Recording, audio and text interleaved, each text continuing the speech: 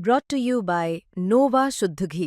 जब जब खाए दिल खुश हो जाए, सदियों का नोवा शुद्ध देसी घी, सपना स्वस्थ भारत का। I love घी।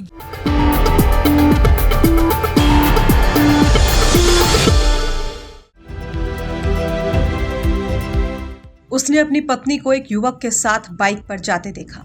पत्नी जब घर लौटी तो उसने अपनी पत्नी से युवक के बारे में पूछा भी, लेकिन पत्नी ने कुछ भी बताने से इनकार कर दिया। और यही दिन था कि जब से वो अपनी पत्नी पर कुछ ज्यादा ही शक करने लगा। मानो उसे अपनी पत्नी से बेइंतहा मोहब्बत की जगह नफरत होने लगी थी। वो हर दिन अपनी पत्नी को रास्ते से हटाने के लिए सोचता रहता था, लेकिन बुधवार को उसे वो मौका मिल भी गया जिसकी तलाश में वो कई दिनों से था।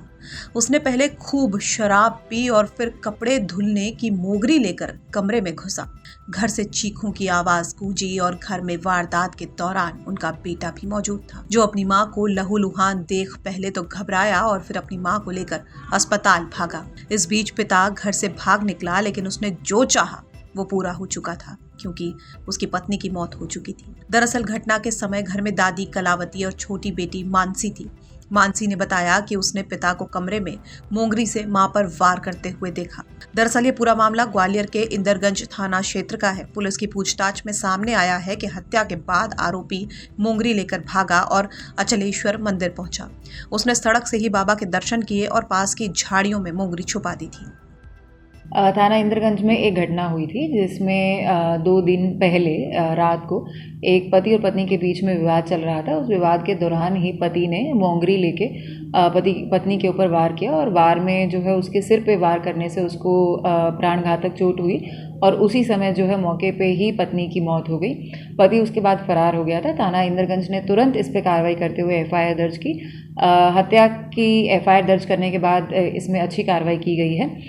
एफएसएल अधिकारियों को बुलाया गया, मौके को सीज किया गया। वहाँ से एफएसएल टीम ने जो है कुछ साक्ष्य भी बरामद किए हैं। जो हथियार इसमें इस्तेमाल हुआ है मोंगरी, उसको भी जब्त कर लिया गया है एवं आरोपी को 24 घंटे से पहले ही गिरफ्तार करके जेल पहुंचा दिया गया है। इसमें जो आरोपी है वो उसी का पति है, महिला का पति।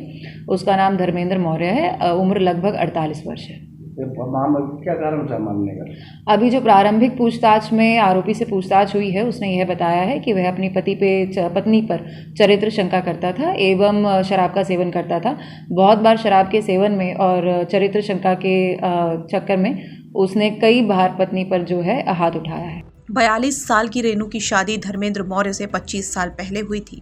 उनके 3 बच्चे हैं। परिवार की आर्थिक स्थिति कमजोर होने के कारण रेनू निजी स्कूल में नौकरी करती थी, लेकिन ये बात कभी पति को पसंद नहीं आई और पति इसे लेकर पत्नी से झगड़ा भी करता रहता था। फिलहाल पुलिस ने आरोपी को एक मंदिर से दबोच लिया है, लेकिन इस वारदात ने पूरे इलाके में सनसनी फैला दी है।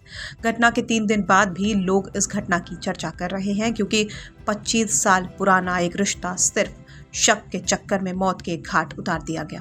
ग्वालियर से हेमंत शर्मा की रिपोर्ट, MP तक।